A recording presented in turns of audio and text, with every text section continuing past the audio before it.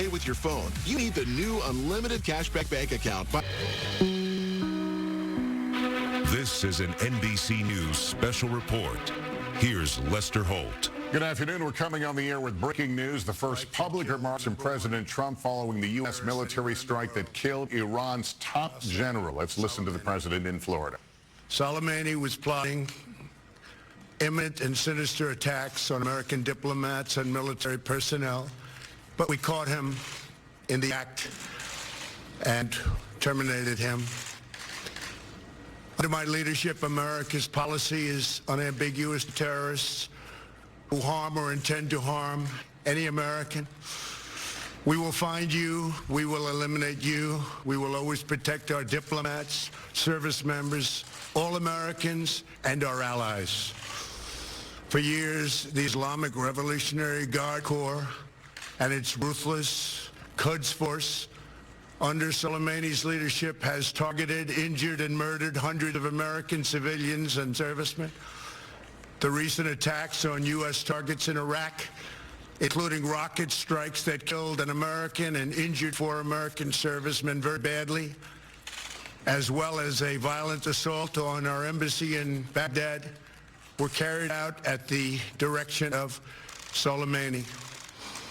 Soleimani made the death of innocent people his sick passion, contributing to terrorist plots as far away as New Delhi and London.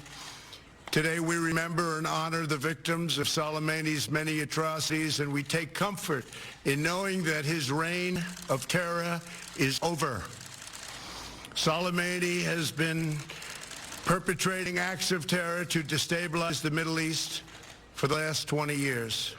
What the United States did yesterday should have been done long ago.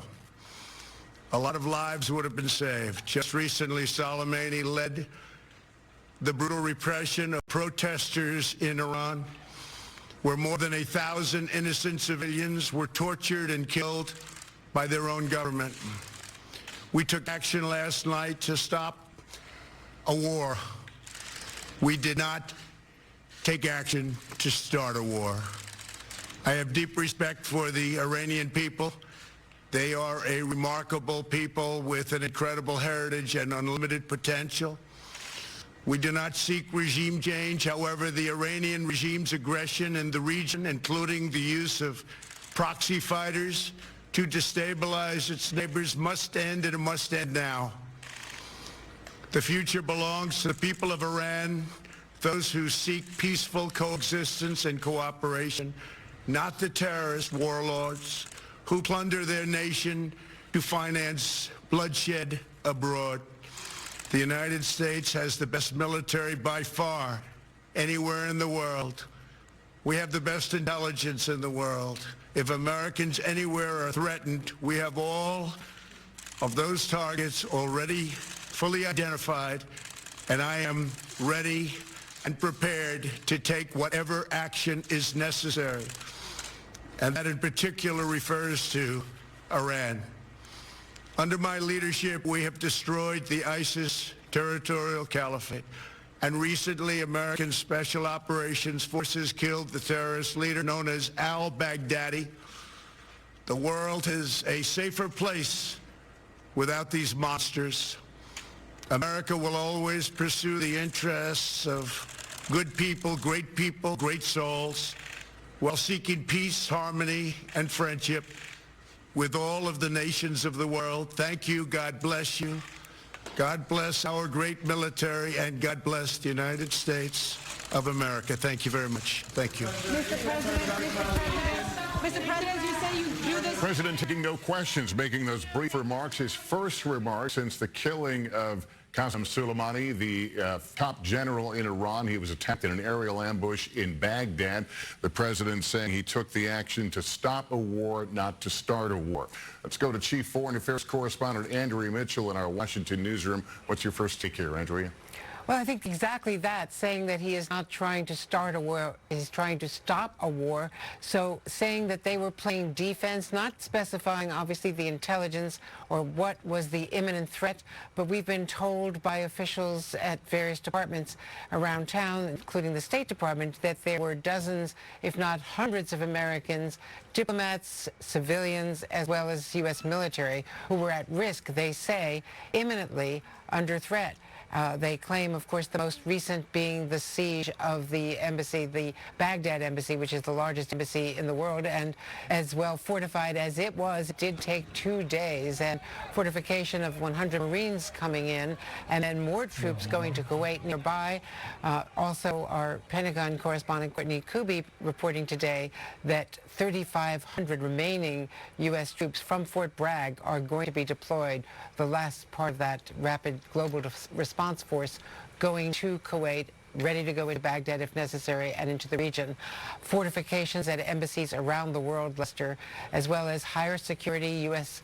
civilians being told to get out of Iraq, get out today. We've seen pictures, which we'll be sharing as well later on Nightly News, of U.S. oil workers leaving Basra. Interestingly, oil prices are not markedly up. The oil markets seem to be taking a lot into account here. They discounted this really global change in the posture towards Iran from this administration. This is a complete changing point, turning point in U.S.-Iranian relations. But despite that, oil markets are not reacting, and largely because America is now the world's largest exporter of crude oil, and therefore we are not as dependent on the Persian Gulf and on that choke point, the Strait of Hormuz, that Iranian patrol boats can turn on and turn off. All right, Andrew Mitchell, thanks. Let me go to Richard Engel. He has made his way inside Iraq. The president, from what he said there, suggested that this would end nefarious actions by the Iranians. Things don't work that simple in that part of the world, as you know better than I. What is the expectation? What is the anticipation as Iran has vowed revenge? Well, Iran is vowing revenge. Iranian officials going all the way up to the supreme leader saying that they will seek vengeance, but they're not specifying when, where, or how, only that there will be American bodies in the Middle East. Whether that's tomorrow, in a week, in a year, we have no idea. But Iran has a lot of capabilities. It has proxy militias in Iraq that it can operate, that it can mobilize, that are armed, that are effective. It has Hezbollah in Lebanon. It has militias in Syria. It has forces in Afghanistan. So if Iran decides that it wants to respond, it's not going to be in a traditional, conventional way. It's not going to send tanks to go meet American troops and fire artillery shells at them. That's also possible, but less likely. More anticipated is that there will be some use of these Iranian proxies, these Iranian militias and agents that it has all across the region, that they will be mobilized and could be directed to carry out attacks against U.S. interests. And I think that's why we're seeing those extra forces being brought in as force protection, as a deterrent to try to tell Iran that if it does that kind of thing, there will be more prices to pay.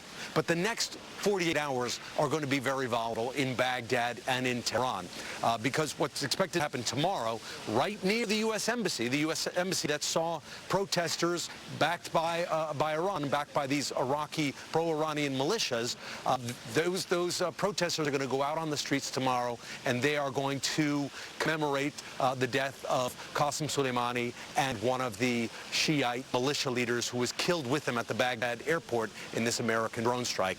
After that, his body will be moved to Tehran for more official celebrations of his martyrdom, and then we could see some sort of action. The militias so far that we've been speaking to say they are in a wait-and-see mode. They are mobilizing, they are preparing for tomorrow's event, but they're not giving any indications of what they have in store.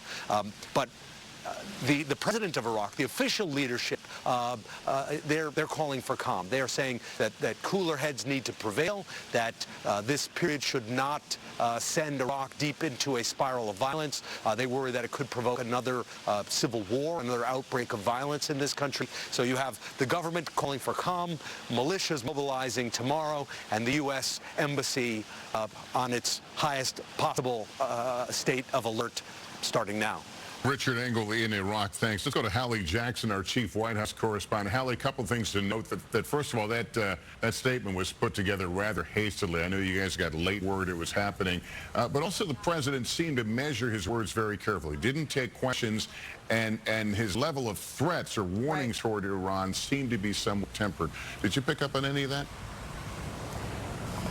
For sure, Lester. He also talked about how the United States policy and position is not regime change in Iran, which was clearly intended to be a signal to the Iranians here. Lester, this was an unexpected on-camera appearance from President Trump, but one that was perhaps inevitable given the news over the last 18 or 24 hours or so. I'm talking with sources close to the president in and around the White House as he is down here in South Florida for that holiday break.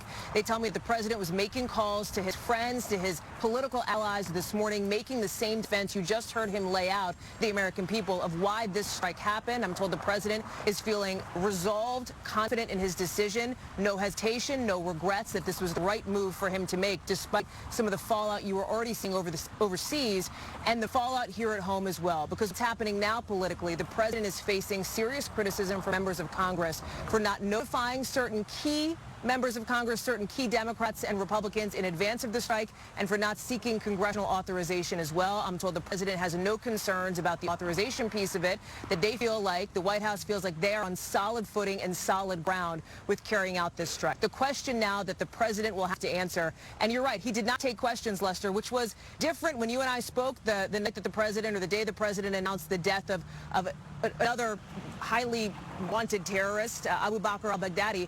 He took questions from reporters then for 20, 30 minutes, getting into extraordinary detail about the strike, the raid in that instance. You did not see this now, and that appeared to be an intentional choice from the president and from the White House. But here's the question you will have to answer. What is the strategy now moving forward when Iran, and it is almost certainly when Iran retaliates, not if Iran retaliates? I'm told by my sources that the White House and the administration have been prepping responses in the event that that happens, Lester. Yeah, the question of what would the next step be. Hallie Jackson, thanks. Garrett Hake is watching things on Capitol Hill. A lot of moving parts. What we're not talking about is impeachment, but that certainly is hovering behind all this. Yeah, Lester, and it's possible that the lingering bad blood and lack of trust over impeachment is part of the reason why Democrats were not notified about this strike. In fact, very few congressional leaders were notified in advance at all, although I can tell you that two Democratic leaders, the top Democrats on the intelligence committees in both the House and Senate, received briefings today, and they came away from those seeming to believe that, in fact, there was some kind of imminent threat here that needed to be acted upon in some manner. The big question now, what goes on from here? Hallie teed this up. Congressional leaders want to know what's the broader strategy here. They may support the president tactically in making this strike, but they want to know what's the U.S. government's approach more broadly going to be towards Iran. All of this happening as the Senate returned today. Senate leaders saying there is still no deal yet on the contours, the rules for an impeachment trial that could start essentially any minute if such a deal is struck. But for now, impeachment in an impasse still, and members of Congress waiting for that classified briefing that they'll likely bet when most of them return next week. And Garrett, to be clear, no member of Congress was alerted to this action or brief? Lindsey Graham, a constant ally of the president, a Republican senator, but not someone in the top leadership ranks, says he was told that this was a possibility some time ago when he was in Florida. And the Republican House leader, Kevin McCarthy, was at Mar-a-Lago last night. It's possible he was told, but not the traditional Gang of Eight leadership. All right, Garrett, thanks very much. We'll have full coverage, expanded coverage on Nightly News shortly. For now, I'm Lester Holt in New York. Good day.